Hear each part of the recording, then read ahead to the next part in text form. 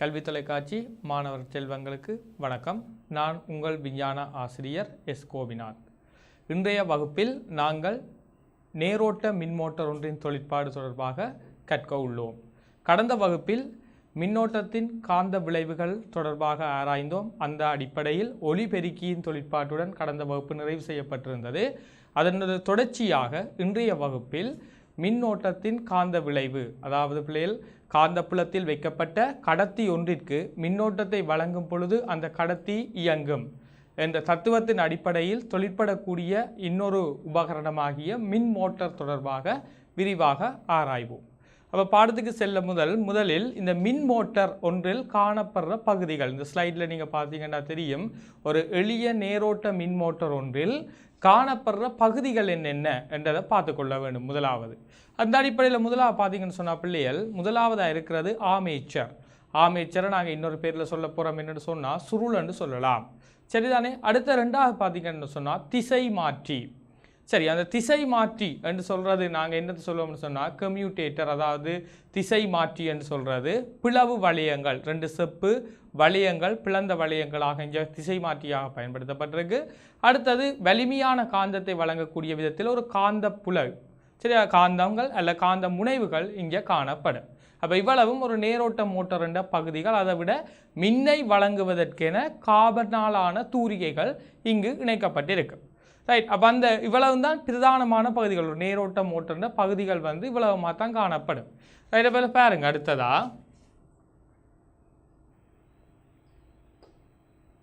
நேரோட்ட motor அமைப்பு உங்களுக்கு இங்கே காட்டப்பட்டிருக்கு. ஏபிசிடி என்றது சுருள், அதில் இந்த மின்னை வழங்குகிற காபன் தூரிகை பி, அது எதுக்கு மின்னை வழங்குது என்று சொன்னால் எக்ஸ் ஆகிய பிளந்த வளையத்துக்கு மின்னை வழங்குது. அதே மாதிரி பிள்ளைகள் இந்த காபன் துடைப்பம் கியூ என்றது வை பிளந்த வளையத்துக்கு மின்னை வழங்குது. அப்போ இந்த சுருளுன்ற டி முடிவிடம் எதோடு இணைக்கப்பட்டிருக்குன்னு சொன்னால் பிளந்த வளையம் வையோட இணைக்கப்பட்டதாக இருக்குது. இங்கால மின்னை வழங்கப்படுறதுக்காக மின் சுற்று அல்லது மின் கலம் இதில் இணைக்கப்பட்டிருக்கு. அப்போ இப்போ சுற்று உங்களுக்கு தெரியுது, காந்தப்புலத்துக்கு வைக்கப்பட்டிருக்கிற ஒரு கடத்தி. சரியா? காந்தப்புலத்துக்குள்ள ஒரு கடத்தியை வச்சிருக்கிறீங்க. அந்த கடத்தியில் என்ன உருவாக போகுதுன்னு சொன்னால் பிள்ளைகள் மின்னோட்டம் ஒன்று வழங்கப்படுகிறது. அந்த மின்னோட்டத்தால் இந்த கடத்தி இப்போ இயங்க போகுது. அப்போ இதான் இந்த மின் மோட்டர்ன்ற தத்துவம். அப்போ இந்த மின் மோட்டர்ன்ற தத்துவத்தின் இயக்கத்தை விளக்குறதுக்கு நாங்கள் என்னத்தை பயன்படுத்தலாம்னு சொன்னால் பிளைமிங்கின்ற இடக்கை விதியை நாங்கள் பயன்படுத்த வேண்டும். ரைட். அப்போ அதுக்கு முதல்ல அடுத்த பகுதிக்கு ஒருக்கா பார்ப்போம். இந்த நேரோட்ட மோட்டர்ன்ற தொழிற்பாடு ஒருக்கா பார்த்துக்கொள்ளுங்க. சரியா? நேரோட்ட மோட்டர்ன்ற தொழிற்பாடு அந்த அடிப்படையில் பார்த்தீங்கன்னு சொன்னால் காந்தப்புலத்தின் திசை எப்பயும் எங்கே இருக்குமென்னு சொன்னால் பிள்ளைகள் வடக்கில் இருந்து தெற்கு நோக்கி இருக்குது. அப்போ சுருள் ஏபியில் பாருங்க மின்னோட்டம் மேல் நோக்கி போகுது. சுருள் ஏபியில் மின்னோட்டம் மேல் நோக்கியும் சுருள் சிடியில் மின்னோட்டம் கீழ் நோக்கியும் இருக்குது. சரியா இருக்க? செக் பண்ணி பார்ப்போம். பாருங்க, ஏபி என்ற சுருளில் மின்னோட்டம் திசை மேல் நோக்கி காட்டப்பட்டிருக்கு. அதே மாதிரி சுருள்ன்ற சிடி என்ற திசையில் மின்னோட்டத்தின் திசை கீழ் நோக்கி காட்டப்பட்டிருக்கிறது உங்களுக்கு படத்தில் காட்டப்பட்டிருக்கு. இனி இப்போ என்ன நடக்கும்னு சொன்னால் காந்தப்புலம் உங்களுக்கு தெரியுது பிள்ளைகள். அதே நேரம் என்ன மின்னோட்ட திசையும் தந்திருக்கண்டா இப்போ இந்த கடத்தியில் ஒரு விசை ஒன்று தொழிற்பட ஆரம்பிக்குது. அப்போ அந்த விசைன்ற திசையை பார்த்தீங்கன்னு சொன்னால் சிடி என்ற பகுதிக்கு நீங்கள் பிளைமிங் என்ற இடக்கை விதியை பிரயோகிக்க வேணும். அப்போ இடக்கை விதியில் இடது கையின் முதல் 3 விரல்களை ஒன்றுக்கொன்று செங்குத்தாக பிடிக்க போகிறீங்க.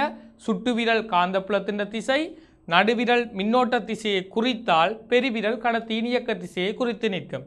அந்த அடிப்படையில் சிடி என்ற பகுதிக்கு மின்னோட்டம் கீழ் நோக்கி வருகிறது, காந்தப்புலம் வடக்கிலிருந்து தெற்கு நோக்கி இருக்குது. ஆகவே சிடி என்ற பகுதியில் மேல் நோக்கி ஒரு விசை ஒன்று தொழிற்படும். அந்த மேல் நோக்கி ஒரு விசையால் இந்த சிடி என்ற பகுதி மேல் நோக்கி உயர ஆரம்பிக்கும். அப்போ அதே மாதிரி ஏபி என்ற பகுதிக்கு நீங்கள் பிளமிங் இடக்கை விதியை பயன்படுத்திக்க அந்த பகுதி கீழ் நோக்கி ஒரு விசை தொழிற்படுறதை காணலாம். அப்போ இந்த மோட்டார் எந்த திசையில் சுழல ஆரம்பிக்க போகுதுன்னு சொன்னால் பிள்ளைகள் வலம் சுழியாக சுழல ஆரம்பிக்குது. அதாவது சிடி என்ற பகுதி மேலே உயரைக்க ஏபி என்ற பகுதி கீழே போகுது. சரியா? அப்போ அதில் பாருங்க, அடுத்ததா பாருங்க, சுருள் ஏபியில் மின்னோட்டம் மேல் நோக்கியும் சுருள் சிடியில் மின்னோட்டம் கீழ் நோக்கியும் தொழிற்படும். எனவே பிளமிங்கின்ற இடக்கை விதிப்படி பிள்ளைகள் ஏபியின் இயக்க திசை மேல் நோக்கி இருக்கிற அதே டைம் சிடியின் இயக்க திசை கீழ் நோக்கி இருக்கு.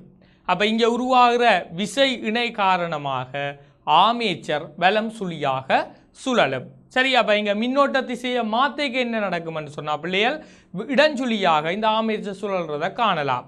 அப்போ ஒரு மின் மோட்டரில் நிகழ்கிற சக்தி நிலை மாற்றத்தை பார்த்தீங்கன்னு சொன்னால் நீங்கள் மின்னை கொடுத்து தான் அதை இயங்க வைக்கிறீங்க. ஆகவே அது மின் சக்தி பொறிமுறை சக்தியாக வருகிறது.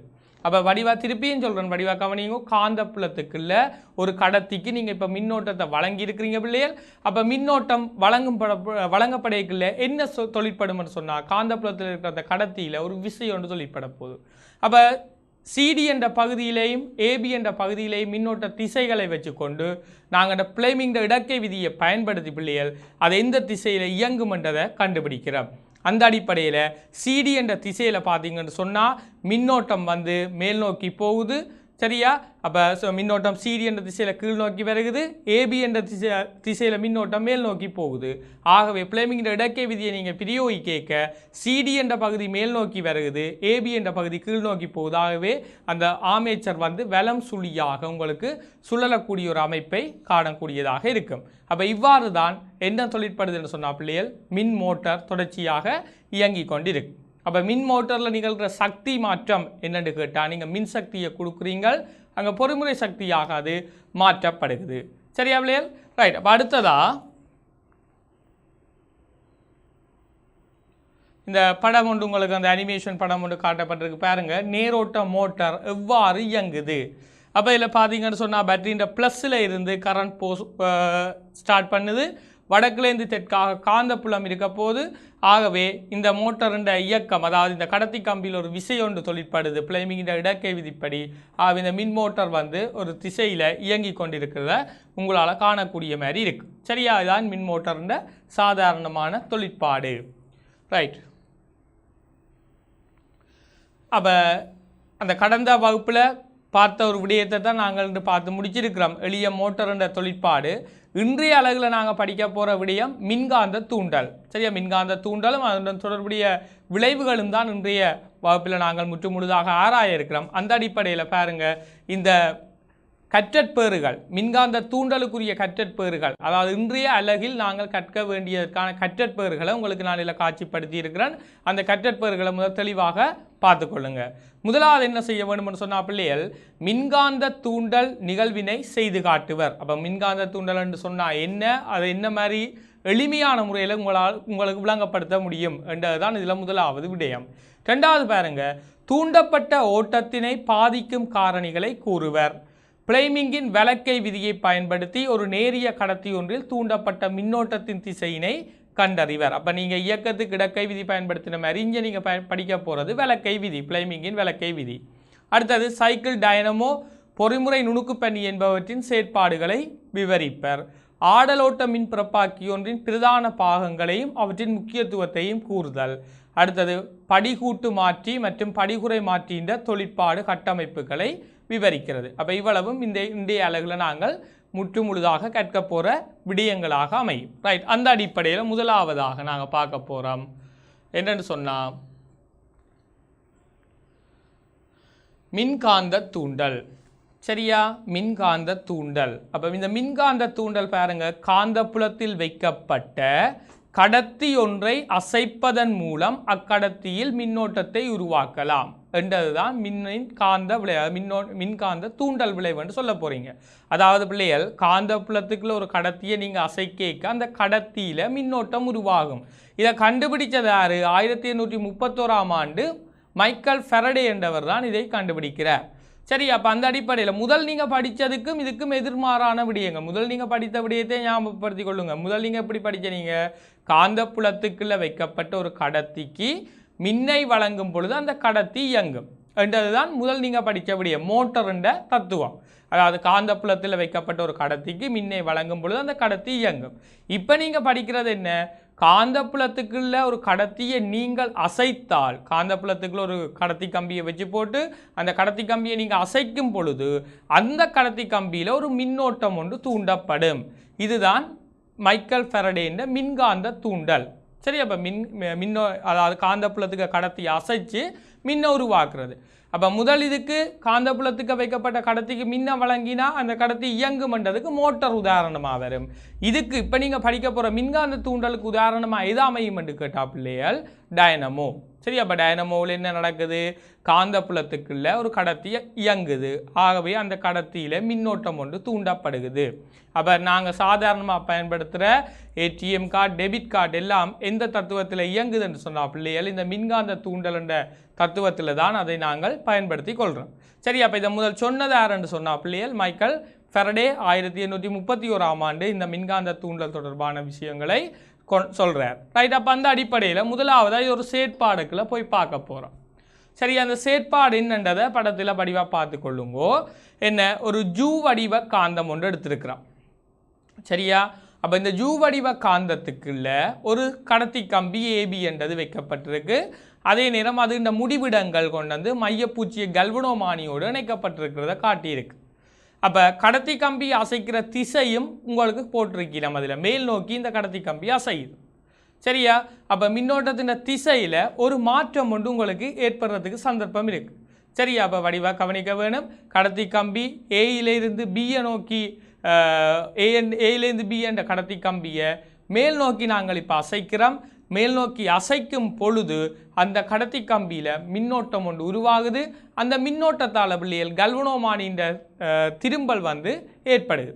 அப்போ அந்த அடிப்படையில் இந்த இதுக்கு உண்மையாக நாங்கள் ஃப்ளேமிங்கிற விளக்கை விதியை பயன்படுத்த வேணும்.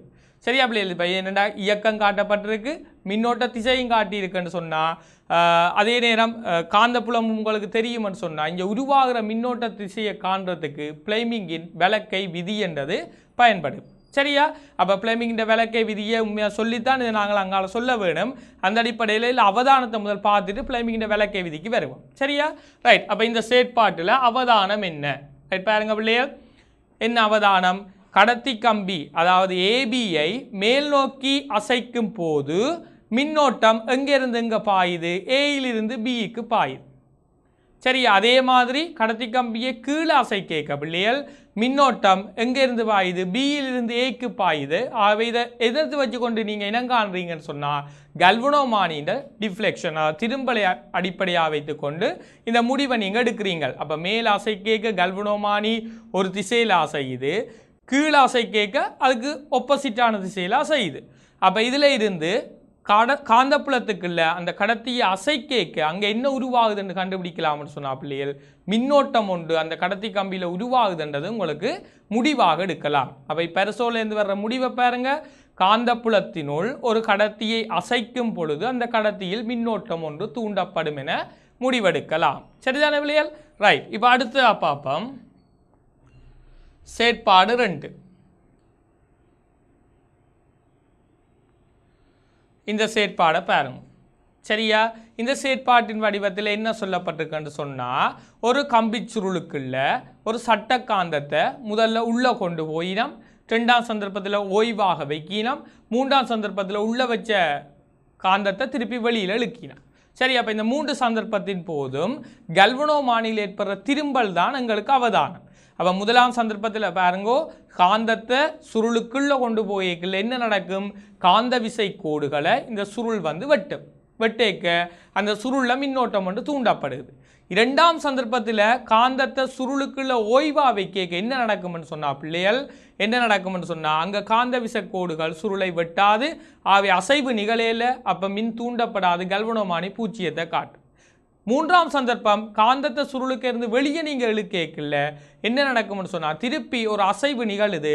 அப்போ காந்த விசை கோடுகளை சுருள் வெட்டுது, வெட்டேக்க கல்வனோமானி முதல் திரும்பிய திசைக்கு எதிர் திசையில் திரும்பல் ஒன்றை உங்களுக்கு காட்டும்.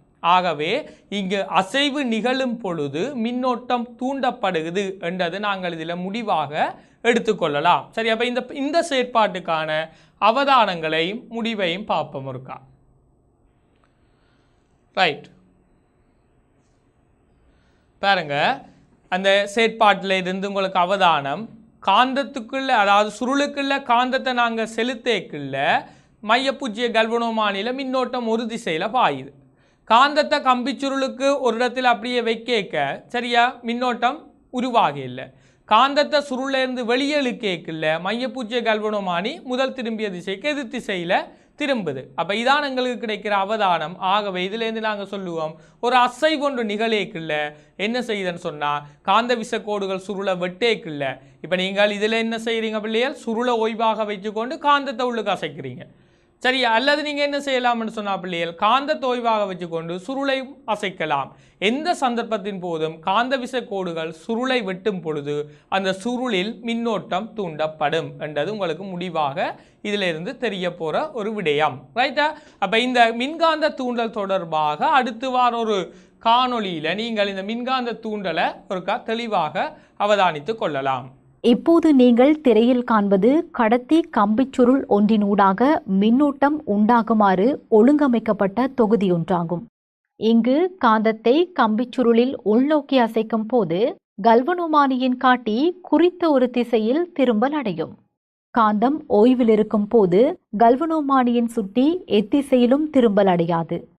பின்னர் காந்தத்தை வெளிநோக்கி அசைக்கும் போது கல்வனோமானியின் சுட்டி முன்னர் திரும்பலடைந்த திசைக்கு எதிர் திசையில் திரும்பலடையும். ரைட். அப்போ பார்த்தீங்கன்னு சொன்னா பிள்ளைகள் அந்த பரிசோதனையில் உங்களுக்கு தெளிவாக சில விடயங்களை சொல்லியிருப்பினா எவ்வாறு காந்த புலத்துக்குள்ள அதாவது சுருளுக்குள்ள காந்தத்தை அசைக்க அங்கே மின்னோட்டம் உருவாகுதுன்றது தெளிவாக தெரிந்திருக்கும். இப்போ இங்கே உருவாகிற மின்னோட்டத்தின் அல்ல மின்னியக்க விசையின் வலிமை என்னத்தில் தங்கி இருக்குன்னு பார்ப்போம். இப்போ சுற்றுக்கள் என்ற எண்ணிக்கை நீங்கள் பயன்படுத்தின சுருள்கள் என்ற எண்ணிக்கை அதிகரிக்கிங்கன்றால் அங்கே உருவாகிற மின்னோட்டத்தின் பருமனும் அதிகரிக்கும். ரெண்டாவது பார்த்தீங்கன்னு சொன்னால் காந்தத்தின் வலிமை பவர்ஃபுல் மேக்னெட் ஒன்றை நீங்கள் யூஸ் பண்ணினாங்கன்னா இந்த பரிசோதனைக்கு பவர்ஃபுல்லான ஒரு மேக்னெட்டை யூஸ் பண்ணினாலும் உருவாகிற மின்னோட்டத்தின் அளவு அதிகரிக்கும். அடுத்தது காந்தம் இயங்கும் கதி. காந்தத்தை மிக வேகமாக அசைச்சு எடுப்பீங்களாயிருந்தால் அதுலேயும் என்ன செய்யும்னு சொன்னால் இந்த மின்னோட்டத்தின் பருமன் அதிகரிக்கும். அப்போ இவ்வளத்தையும் வச்சுக்கொண்டு இந்த தூண்டல் ஓட்டத்தின் திசையை அறிய நாங்கள் படிக்க போகிறது பிளேமிங்கின் வலக்கை விதி. அப்போ வலக்கை விதி என்ன சொல்லுதுன்னு சொன்னால் பிள்ளைகள் வலது கையின் முதல் 3 விரல்களையும் ஒன்றுக்கொன்று செங்குத்தாக பிடிக்கும் பொழுது சரியா சுட்டு விரல் காந்தப்புலத்தின் திசையையும் பெருவிரல் கடத்தி இயங்கும் திசையின் குறிப்பின் நடுவிரல் தூண்டல் மின்னோட்டத்தின் திசையை தரும். சரியா? இப்போ நான் உங்களுக்கு பிடிச்ச காட்டுறதுக்கா பாருங்க. வலது கையின் முதல் 3 விரல்களை ஒன்றுக்கொண்டு செங்குத்தாக பிடிக்க வேணும். சரியா பிள்ளைகள்? அப்போ வலது கையின் முதல் 3 விரல்களை ஒன்றுக்கொண்டு செங்குத்தாக பிடிக்க சுட்டு விரல் காந்தப்புலத்தின் திசையை காட்டும். பெருவிரல் கடத்தி இயங்குகிற திசையை காட்டினால் நடுவிரல் தூண்டல் மின்னோட்டத்தின் திசையை தரும். சரி? அப்போ இது வடிவாக கவனிக்க வேண்டிய விடயம். முதல் இடக்கை விதி சொன்னாங்க, அதே மாதிரி இப்போ சொல்கிறோம் பிளேமிங்கின் வலக்கை விதி. அப்போ பிளேமிங்கின் வலக்கை விதியில் வலது கையின் முதல் 3 விரல்கள் ஒன்றுக்கொண்டு செங்குத்தாக பிடிக்கப்படும். அப்போ பாருங்க இப்படி செங்குத்தாக பிடிக்கலாம். சரியா? பாருங்க இதில் சுட்டு விரல் காந்தப்புலம் பெருவிரல் இயக்கம் என்றால் நடுவிரல் தூண்டல் மின்னோட்டத்தின் திசையை தரும். சரி? அப்போ நீங்கள் இப்படி பிடிச்சாலும் சரி, இப்படி பிடிச்சாலும் சரி, இப்படி பிடிச்சாலும் சரி, மூன்றும் ஒன்றுக்கொண்டு செங்குத்தாக இருக்கும் பொழுதுதான் இது சரி வரும். அப்போ சுட்டு விரல் காந்தப்புலம் பெருவிரல் கடத்தி இயங்குகிற திசை என்றால் நடுவிரல் தூண்டல் மின்னோட்டத்தின் திசையை தரும். அடுத்து வர படத்தில் இதை நீங்கள் பார்க்கலாம். பாருங்க பிளேமிங்கின் வலக்கை விதி. பெருவிரல் இயக்கத்தை குறிக்குது. சரியா? நடுவிரல் தூண்டல் மின்னோட்டத்தை காட்டுது. அடுத்த சுட்டு விரல் என்ன செய்யுது? காந்தப்புலத்தை காட்டுது. அப்போ இதான் பிளேமிங்கின் வலக்கை விதிய தொடர்புடைய ஒரு விளக்கம். ரைட். அடுத்ததான் நாங்கள் படிக்க போகிறது ஆடலோட்ட டைனமோ ஒன்றின் தொழிற்பாடு அல்லது அமைப்பு. சரியா பிள்ளைகள்? அப்போ முதல் நேரோட்ட மோட்டார் பார்த்த நாங்கள் இப்போ நாங்கள் படிக்க போகிறது ஆடலோட்ட டைனமோ. அப்போ இந்த ஆடலோட்ட டைனமோ ஒன்றா வடிவாக விளங்கி கொள்ளுங்கோ. இது மின்னை பிறப்பிக்கிறதுக்கு பயன்படுத்தப்பட போகிற ஒரு விடயம். சரி? அப்போ மின்னை பிறப்பிக்க போகிறோம். அப்போ இதில் முதல் நீங்கள் படித்தது மோட்டார். மோட்டார்ன்ற தத்துவம் என்ன? மின்னை கொடுத்தா இயங்குது. இது என்ன செய்யுது? இயங்கிச்சென்றா மின்னோட்டத்தை தரும். அப்போ இதான் இங்கே டைனமோன்ற விஷயம். அப்போ இந்த படத்தை ஒருக்கா வடிவாக பார்த்துக்கொள்ளுங்க. முதல் பாகங்களை இனங்கண்டு போட்டு வருவேன். சரி? அப்போ படத்தில் உங்களுக்கு காட்டப்பட்டிருக்க விடயங்களை பாருங்க. வடக்கில் இருந்து தெற்கு நோக்கி காந்த விசை கோடுகள் காணப்படுது. வளம மாறி ABCD என்று சொல்லப்படுற சுருள் அல்லது ஆர்மேச்சர் காட்டப்பட்டிருக்கு. இனி கவனியுங்கோ.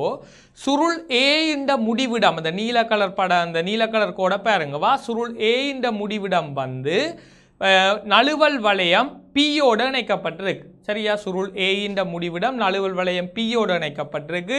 சுருள் D இந்த முடிவிடம் நழுவல் வளையம் எதோடு இணைக்கப்பட்டிருக்கும்னு சொன்னால் பிள்ளைகள் நழுவல் வளையம் Q-வோடு இணைக்கப்பட்டிருக்கு. சரி. அப்போ ரெட் கலர் கோடை பார்த்தீங்கன்னா சரி.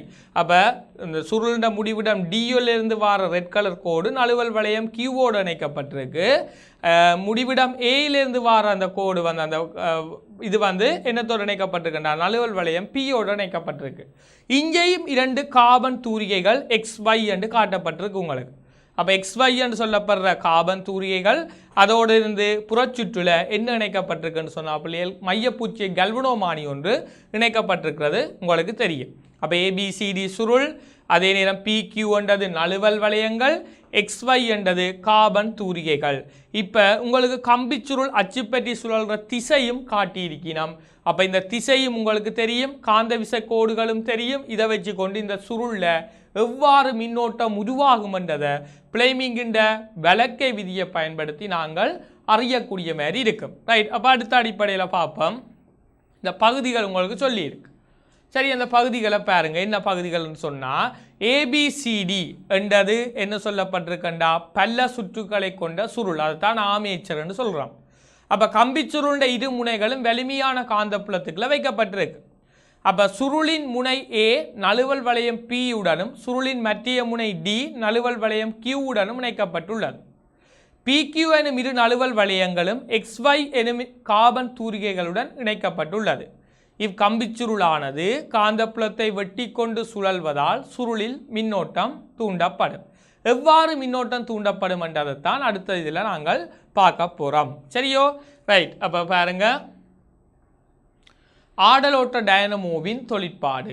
சரிதானே? இந்த ஆடலோட்ட டைனமோவில் எவ்வாறு தொழிற்பாடு வந்து மின்னோட்டம் உருவாகுது என்றது தான் இந்த வரைவில் காட்டப்பட்டிருக்கு. அப்போ இதில் காட்டப்பட்டது ABCDE என்று சொல்லப்படுற சுருளுண்ட நிலைகள். அந்த கோயிலுண்ட நிலைகள் தான் உங்களுக்கு இங்கே காட்டியிருக்கணும் ABCDE என்று. அப்போ முதலாவது A என்ற நிலையில் சுருள் வந்து பிள்ளைகள் காந்தப்புலத்திற்கு சமாந்தரமாக இருக்குது. சமாந்தரமாக இருக்கேக்குள்ள மின்னோட்டம் சைவரில் இருக்குது. அதாவது காந்த விசக்கோடுகள் சுருளை வெட்டாது. ஆகவே இங்கே மின்னோட்டம் தூண்டப்படாது. ஆகவே A என்ற நிலையில் மின்னோட்டம் 0. சரியா? இப்போ பாருங்க, சுருள் வந்து அசைய ஆரம்பிக்குது. அப்போ அசைய ஆரம்பிக்க என்ன செய்யும்னு சொன்னால் காந்த விசக்கோடுகள் சுருளை வெட்ட போது வெட்டேக்குள்ள மின்னோட்டம் படிப்படியாக கூடிக்கொண்டு வந்து B என்ற நிலையில் பாருங்க சுருள் காந்தப்புலத்துக்கு செங்குத்தா நிற்கிது. அப்போ காந்த விசக்கோடுகள் மிக உச்சமாக சுருளை வெட்டும். வெட்டேக்குள்ள உருவாகிற மின்னோட்டம் மிக உயர்வாக இருக்குது. அதாவது 90 பாகையில் சுருள் வந்து நிற்கக்குள்ள மின்னோட்டம் வந்து மிக கூடவாக இருக்குது. அதில் காட்டப்பட்டிருக்கு.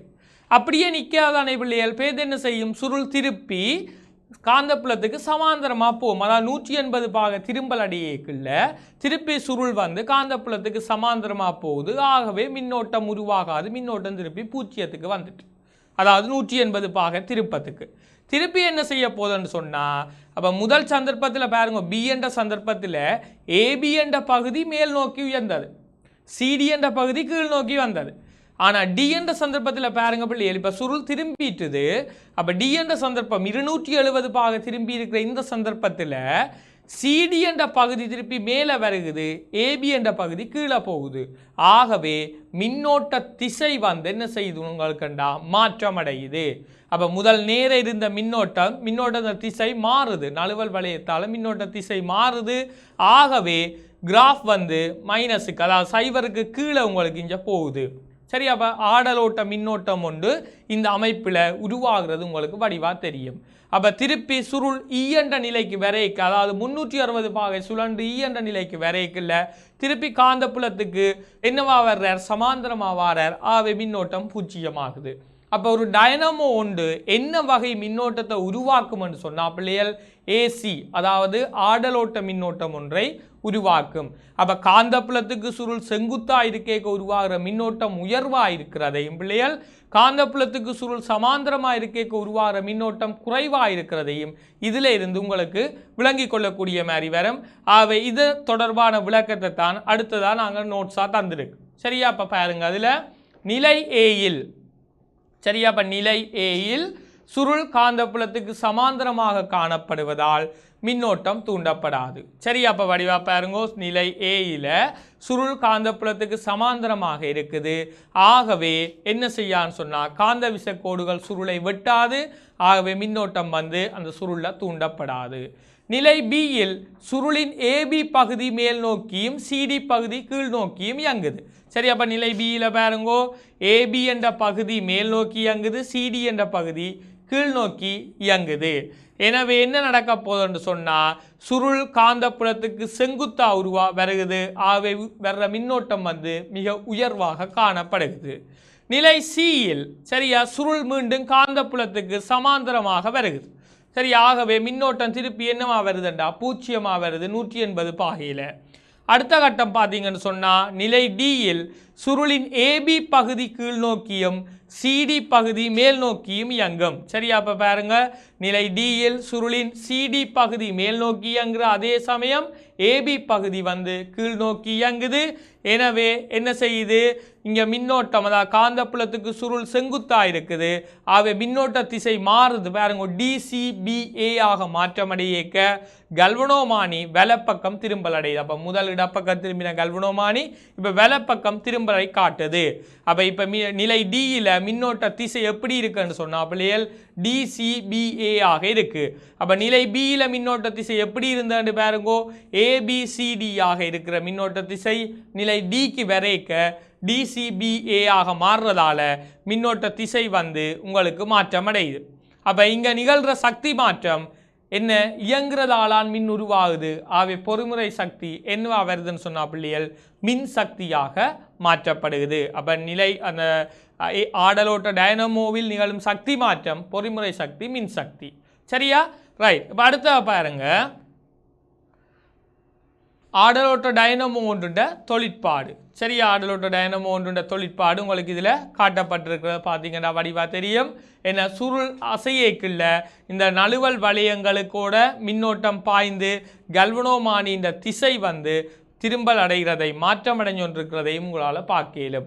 சரியா, இப்போ இந்த பிளேமிங்கின்ற விளக்கை விதியை வச்சு கொண்டு தான் பிள்ளைகள் இந்த நாங்கள் தூண்டல் மின்னோட்டத்தின் திசையை அறியக்கூடிய மாதிரி இருக்குது. ரைட்டா, ரைட். அடுத்த விடயம் பார்ப்போம்.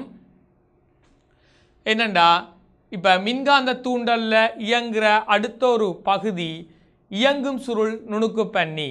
சரியா, மைக்ரோஃபோன் மைக் கொண்டு எப்படி தொழிற்படுகுதுன்றது தான் இதில் காட்டப்பட்டிருக்கிற விடயம். சரியா, மின்காந்த தூண்டலில் இயங்குகிற அடுத்த ஒரு பகுதி மைக்.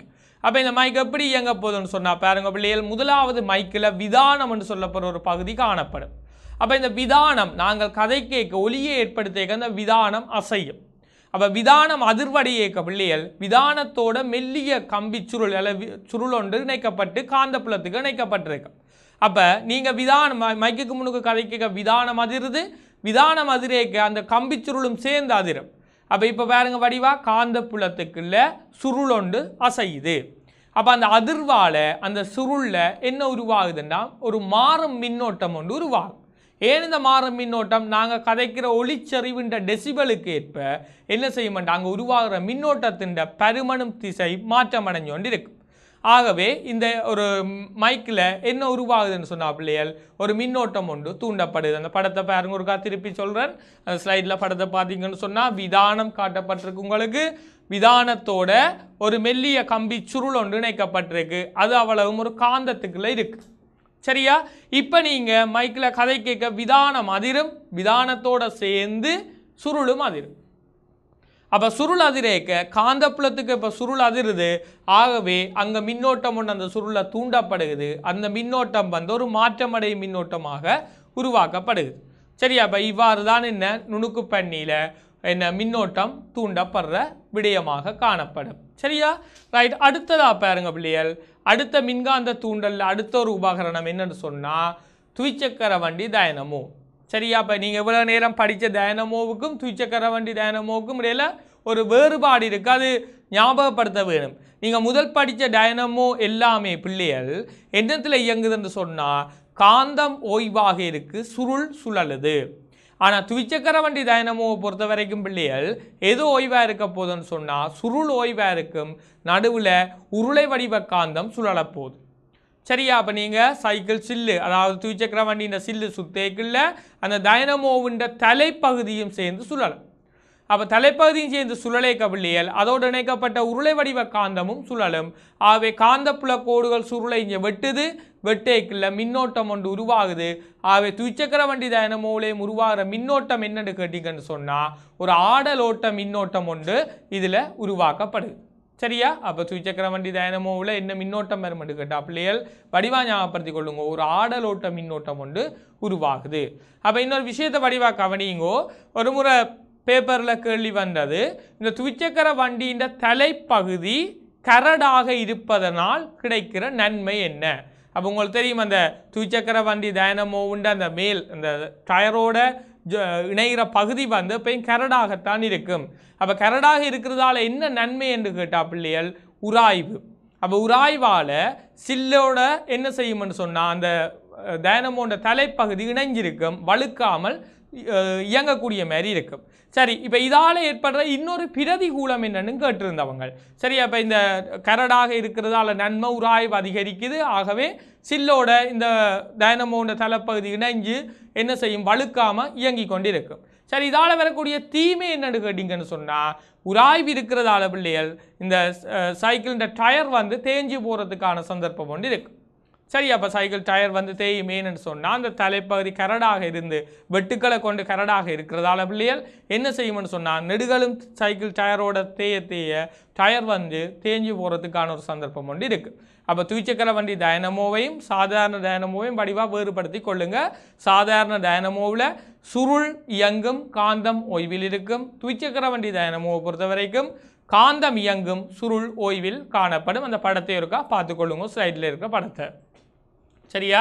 அதில் உருளை வடிவ நிலையான காந்தம் ஒன்று வைக்கப்பட்டிருக்கு, NS என்று போட்டிருக்கு பாருங்க. கம்பி சுருள் மேலே சைக்கிள் டயர் காட்டப்பட்டிருக்கு. அப்போ சுருள் ஓய்வாய் காணப்படும், காந்தம் இயங்கும். எனவே காந்த விசக்கோடுகள் சுருளை வெட்டுவதனால் இங்கு மின்னோட்டம் தூண்டப்படும். அப்போ இங்கே நிகழ்கிற சக்தி மாற்றம் பார்த்தீங்கன்னு சொன்னால் திருப்பியும் பொறிமுறை சக்தி மின் சக்தியாக மாற்றப்படுகிறது. ரைட்டான பிள்ளைகள்? அப்போ அடுத்ததாக நாங்கள் இதுலேயும் பாருங்க, துவிச்சக்கர வண்டி டைனமோ ஒன்றுன்ற ஒரு அனிமேஷன் படம் ஒன்று காட்டப்பட்டிருக்கு. உங்களுக்கு அதில் பார்க்க தெரியும் என்ன காந்தம் எவ்வாறு சுழண்டு கொண்டு இருக்குன்னு சொல்கிற பகுதி சொல்லி அதையும். அதே நேரம் சுருள் வந்து வெளியால் இருக்குது, அவள் காந்த விசக்கோடுகள் அந்த சுருளை வெட்டுறதால இங்கே மின்னோட்டம் ஒன்று தூண்டப்படும். அப்போ இங்கே உருவார மின்னோட்டத்தின் வலிமையை அதிகரிக்க வேணும் என்று சொன்னால் அப்படியே நீங்கள் பெடல் பண்ணுற சைக்கிள் துவிச்சக்கர வண்டியில் பெடல் பண்ணுற வேகத்தை கூட்டேக்கில் சில்லு சுழல்ற வேகம் அதிகரிக்கும். ஆகவே காந்தம் மிக வேகமாக உள்ளுக்கு சுழலும். ஆகவே மின்னோட்டத்தின் பருமன் வந்து அதிகரித்து கொண்டு போகிறத அவதானிக்கலாம். சரியா பிள்ளைகள்? ரைட். அப்போ அடுத்த பார்ப்போம்.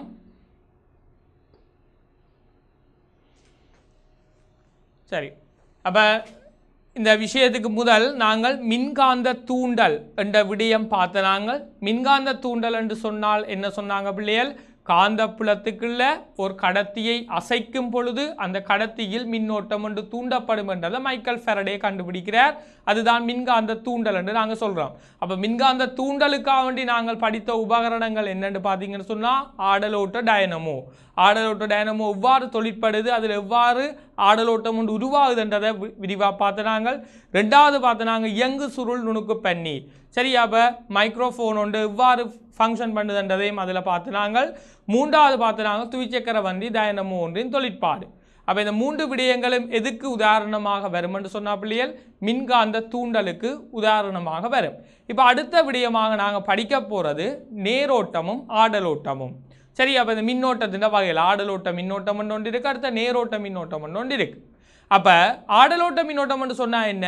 நேரத்தோட மின்னோட்டத்தின் திசை மாற்றமடையும் மின்னோட்டம் வந்து ஆடலோட்டம். நேரத்தோட மின்னோட்டத்தின் திசை மாற்றம் அடைஞ்சோன்றிருக்கும். அந்த படத்தில் அனிமேஷனில் பாருங்க, திசை மாற்றம் அடையும், ஒருக்கா மேலே ஒருக்கா கீழேன்னு சொல்லி திசை மாற்றம் அடைகிற மின்னோட்டம் வந்து ஆடலோட்டம். நேரத்தோட மின்னோட்டத்தின் திசை மாற்றமடையாதது வந்து என்னென்று அழைக்கப்படும் என்று சொன்னால் பிள்ளைகள் நேரோட்ட மின்னோட்டம். Battery current, DC current, AC கரண்ட்னு சொல்லுவோம். டிசி கரண்டா டிரெக்ட் கரண்ட், ஏசி கரண்டா ஆல்டர்னேட்டிங் கரண்ட். சரி, அப்போ திசை மாற்றமடைகிற மின்னோட்டம் ஆடலோட்டம், திசை மாறாத மின்னோட்டம் நேரோட்டமாக நாங்கள் இதில் சொல்லிக்கொள்ளலாம். சரி, அப்போ ஆடலோட்டம் நேரோட்டத்தை வடிவாக தெளிவாக பார்த்துக்கொள்ளுங்க. ஆடலோட்டம்னு சொன்னால் என்ன, நேரோட்டம்னு சொன்னால் என்னன்றது. அப்போ எங்களோட வீட்டுக்கு வர மின்னோட்டம் என்ன? 50 ஹெர்ட்ஸ், 230 வோல்ட் 50 ஹெர்ட்ஸ் வீட்டுக்கு வர மின்னோட்டம். அப்போ 50 ஹெர்ட்ஸ்ன்றது எதை உங்களுக்கு குறிக்கும்னு சொன்னால் ஒரு செகண்டுக்கு 50 தரம் திசை மாற்றம் அடைஞ்சோண்டு தான் எங்களோட வீட்டுக்கு மின்னோட்டம் வந்து கொண்டு இருக்கு. சரி, அப்போ இலங்கை மின்னோட்டம் வந்து என்ன ஆடலோட்ட மின்னோட்டம் தான் வழங்கப்படுகிறது. அப்போ இந்த ஆடலோட்ட மின்னோட்டம் என்ன வகையில் ஜெனரேட்டர் அதாவது மின் பிரப்பாக்கி மூலம் தான் மின் உற்பத்தி செய்யப்படுது. அப்போ மின் பிரப்பாக்கியில் ஆடலோட்ட மின்னோட்டம் தான் உருவாக்கப்படும். அப்போ ஆடலோட்ட மின்னோட்டம் அது எவ்வளவு ஹெர்ட்ஸ்ன்னு பார்த்தீங்கன்னு சொன்னால் 50 ஹெர்ட்ஸ். 50 ஹெர்ட்ஸ்ண்டா ஒரு செகண்டுக்கு 50 தடவைகள் இப்படி மேலே கீழே நேர்மறை என்று சொல்லி திசை மாற்றம் அடைகிற ஒரு மின்னோட்டம் ஒன்று உருவாக்கப்படுது. சரியா, ரைட். அடுத்ததான் நாங்கள் பார்க்க போகிறது நிலை மாற்றி, டிரான்ஸ்ஃபார்மர். சரியா, நிலை மாற்றி என்று சொன்னால் என்ன வடிவா கவனிங்கோ. ஒரு ஆடலோட்டத்தின் ஒரு வோல்டேஜை இன்னொரு வோல்டேஜாக மாற்றுறதுக்கு பயன்படுத்துறது தான் நிலை மாற்றி. டிரான்ஸ்ஃபார்மர் என்னத்துக்கு உதவும்னு சொன்னால் ஒரு ஏசி வோல்டேஜை இன்னொரு ஏசி வோல்டேஜாக மாற்றுறதுக்கு தான் நிலை மாற்றியை நாங்கள் பயன்படுத்துகிறோம். கூடுதலாக நீங்கள் கேள்விப்பட்டிருப்பீங்க பவர் பேக் கண்டு. சரியா, வலுப்பொதிகள். இந்த வலுப்பொதிகளில் தான் இது கூடுதலாக பயன்படுத்தப்படுகிறது. அப்போ இந்த வலுப்பொதிகள் சாதாரண ஃபோன் சார்ஜரை யோசிச்சு பாருங்கள். ஃபோன் சார்ஜர் 230 வோல்டேஜை 12 வோல்டேஜுக்கு கன்வெர்ட் பண்ணுது. அப்போ 12 வோல்டேஜுக்கு கன்வெர்ட் பண்ணி தான் அங்கே ஃபோன் சார்ஜருக்கு யூஸ் பண்ணுறோம். அப்போ அங்கேயும் ஒரு நிலை மாற்றி தான் அங்கே பயன்படுத்தப்படுது. வேறு வீட்டுக்கு வழங்கப்படுற மின் நெய்யரி ஊடுகடத்தல் தொகுதிகளில் 33,000 வோல்டேஜாக தான் கரண்ட் ஊடுகடத்தப்படுகிறது. ஆனால் வீட்டுக்குள்ளே வரைக்க 230 வோல்டேஜுக்கு படி குறைக்கப்படுகிறது. ஏன்னா அந்த போஸ்ட் வழியே இருக்கிற டிரான்ஸ்ஃபார்மர் அது 230 வோல்டேஜுக்கு குறைச்சி போட்டு தான் உள்ளுக்கு தருகுது. சரி, அப்போ வடிவா ஞாபகம் வச்சுக்கொள்ளுங்க. அப்போ நிலை மாற்றி என்று சொன்னால் ஒரு ஆடலோட்ட வோல்ட் பெருமானத்தை இன்னொரு ஆடலோட்ட வோல்ட் பெருமானமாக மாற்றுவதற்கு பயன்படுத்தப்படுற ஒரு உபகரணம் தான் இந்த நிலை மாற்றின்னு சொல்கிறோம். அப்போ அந்த ஸ்லைடில் பாருங்கள், இதில் 2 வகையான சுருள்கள் இருக்கும் பிள்ளைகள். ஒன்று வந்து முதற் சுருள் பிரைமரி கோயில்னு சொல்லுவோம், ரெண்டாவது துணை சுருள் செகண்டரி கோயில்னு சொல்லுவோம்.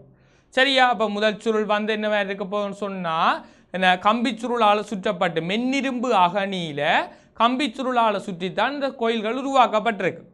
அப்போ முதல் சுருளில் பாயிற ஓட்டம் காரணமாக காந்த பாயம் ஒன்று உருவாகும் பிள்ளைகள். இரும்பு அகனி ஒன்றில் கோயில் சுற்றி போட்டு அதுக்கு கோயிலுக்கு நாங்கள் கரண்டை கொடுத்தா அந்த இரும்பு அகனி என்னவா மாறும்னு சொன்னால் பிள்ளைகள் காந்தமாக மாறும். அப்போ அங்கே உருவாகிற காந்தப்பாயம் முழுக்களையும் துணை சுருளுக்கு கொடுக்கறது தான் ஆற்ற வேலை என்று சொன்னால் மென்னிரும்பு அகனின்ற வேலை.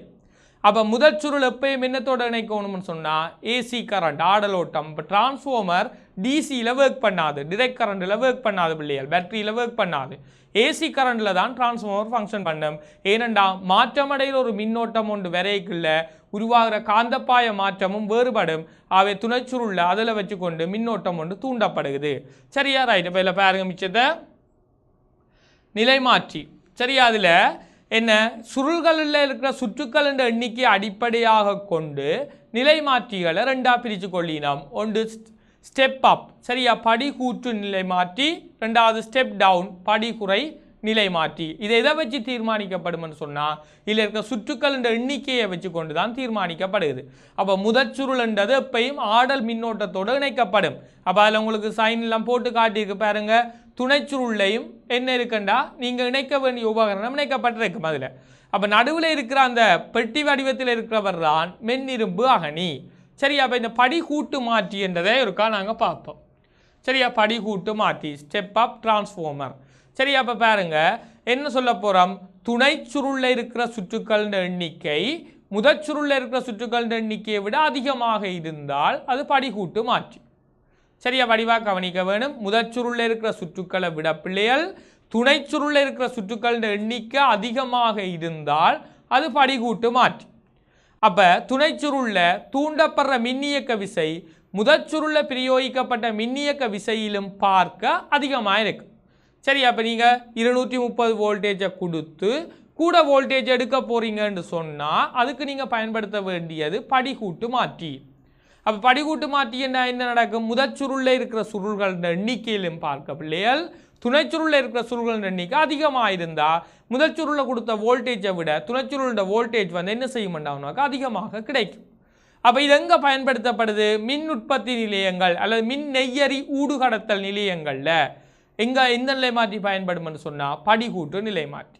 மற்ற எக்ஸ் கதிர்கள், சரி, எக்ஸ் கதிர்கள் எடுக்கலையும் எங்களோட சாதாரண மின் வோல்டேஜில் ஒர்க் பண்ண இயலாது.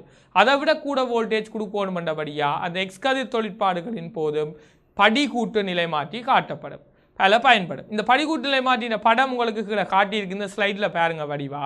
இதில் பாருங்க, முதற் சுருளில் 3 வோல்டேஜ் கொடுத்துருக்கீனம்.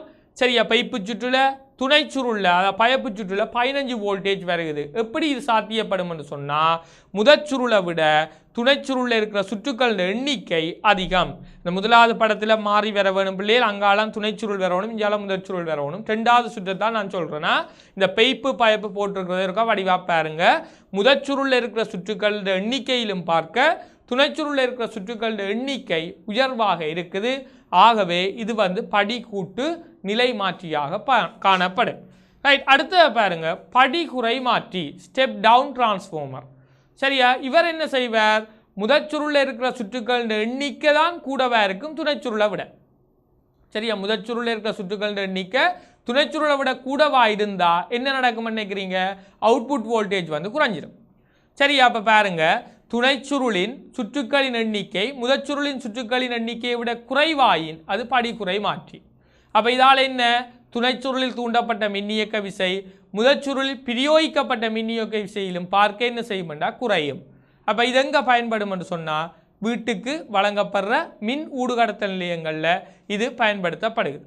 அப்போ இந்த படத்திலையும் பார்க்க வேணும் ஒரு விஷயத்தை கவனிங்கோ. 240 வோல்டேஜ் முதற்சுருளில் கொடுத்து அங்கால துணைச்சுருளில் 30 வோல்டேஜ் நாங்கள் எடுத்துக்கொள்கிறோம். இதுலேயும் அந்த படத்தில் பார்க்க வேணும் என்னென்னா, முதற்சுருள் தான் கூடவா இருக்க வேணும். முதலாவது படத்தில் ஒரு சின்ன மாற்றம் இருக்குது. ஆக நான் 2வது படத்தை மட்டும்தான் உங்களுக்கு இதில் சொல்லிக்கொள்கிறேன். பைப்பில் 240 வோல்டேஜ் கொடுக்கப்பட்டிருக்கு, பயப்பில் 30 வோல்டேஜ் உங்களுக்கு வந்திருக்கு. ஆகவே முதற்சுருளை விட துணைச்சுருளில் சுற்றுக்கள் எண்ணிக்கை குறைஞ்சால் படிக்குறை நிலை மாற்றியாக இருக்கும். இனி நிலை மாற்றிகளுக்கு இடையில இருக்கிற சக்தி தொடர்பு என்றதை பார்ப்போம். சரியா, அப்போ நிலை மாற்றிகளுக்கு இடையில இருக்கிற சக்தி தொடர்புன்னு சொன்னால் விபியின் கீழ் விஎஸ், என்பியின் கீழ் என்எஸ், ஐஎஸ்இன் கீழ் ஐபி என்றதுதான். இப்போ இந்த ஒவ்வொன்றுக்கான விளக்கமும் உங்களுக்கு இதில் போடப்பட்டிருக்கு. முதல் சுருள்ட வோல்ட் அளவைத்தான் விபின்னு சொல்கிறது, பிரைமரி வோல்டேஜ். அடுத்த துணைச்சுருள்ட வோல்ட் அளவை சொல்கிறது செகண்டரி வோல்டேஜ், விஎஸ் என்று சொல்லுவோம். அடுத்தது முதற்சுருளில் இருக்கிற சுற்றுக்கள் எண்ணிக்கை என்பி, number of turns in primary கோயிலில் இருக்கிற சுற்றுக்கள் எண்ணிக்கை. 2வது துணைச்சுருளில் இருக்கிற சுற்றுக்கள் எண்ணிக்கை, number of turns in secondary coil. அப்போ செகண்டரி டைனஸ் என்றதை குறித்து கொள்கிறோம். அடுத்த முதற்சுருளுக்கு பாயிற மின்னோட்டம் ஐபி, சரியா, பிரைமரி கரண்ட். அடுத்த துணைச்சுருளோட மின்னோட்டம் ஐஎஸ், செகண்டரி கரண்ட். அப்போ இதுக்கான தொடர்பு என்ன, வலுவை வச்சு கொண்டு தான் பிள்ளைகள் இதுக்கான தொடர்பு எடுக்கப்பட்டிருக்கு. சரியா, அப்போ வலு மின்னோட்ட இந்த நிலைமாற்றின் வலுன்றது அழுத்தம் தர மின்னோட்டம்ன்றதை தொடர்பை வச்சு கொண்டு தான் இந்த தொடர்பு எடுக்கப்பட்டிருக்கு. அப்போ முதற்சுருளோட சுற்று அழுத்தத்தின் கீழ் துணைச்சுருளோட அழுத்தம் என்னத்துக்கு சமனாக இருக்கும்னு சொன்னால், முதற்சுருளில் இருக்க சுற்றுக்கள் எண்ணிக்கையின் கீழ் துணைச்சுருளில் இருக்க சுற்றுக்கள் எண்ணிக்கைக்கு சமனாக இருக்கும். அது துணைச்சுருளில் இருக்க மின்னோட்டத்தின் கீழ் முதற்சுருளுக்கான மின்னோட்டத்துக்கு சமனாக இருக்கும். அப்போ உங்களுக்கு ஒரு கேள்விகள் தரைக்குள்ள பிள்ளைகள் ஏதாவது 2 தருவினம், அதாவது முதற்சுருளோட அழுத்தம் தருவினம், அதே நேரம் துணைச்சுருளோட அழுத்தத்தை கேட்டால் முதற்சுருள் சுற்றுக்கள் துணைச்சுருள் சுற்றுக்கள் எண்ணிக்கை தருவினம். அப்போ இந்த தொடர்பை நீங்கள் பயன்படுத்தி இது இந்த துணைச்சுருளோட அழுத்தத்தையும் அல்லது படிகூட்டு மாற்றியா படிகுறை மாற்றியா என்ற விடயத்தையும் நீங்கள் இதில் தெளிவாக அவதானிக்க முடியும். அப்போ இதில் வடிவா ஞாபகம் வச்சுக்கொள்ளுங்க, இந்த தொடர்பு தான் மிக முக்கியம். விபியின் கீழ் விஎஸ், என்பியின் கீழ் என்எஸ், ஐஎஸ்இன் கீழ் ஐபி என்றது இதுக்கான சாதாரண தொடர்பாக இருக்கும். ரைட், மீண்டும் மற்றொரு காணொளியில் உங்களை சந்திக்கும் வரை உங்களிடமிருந்து விடைபெறுவது உங்களின் விஞ்ஞான ஆசான் எஸ் கோபி.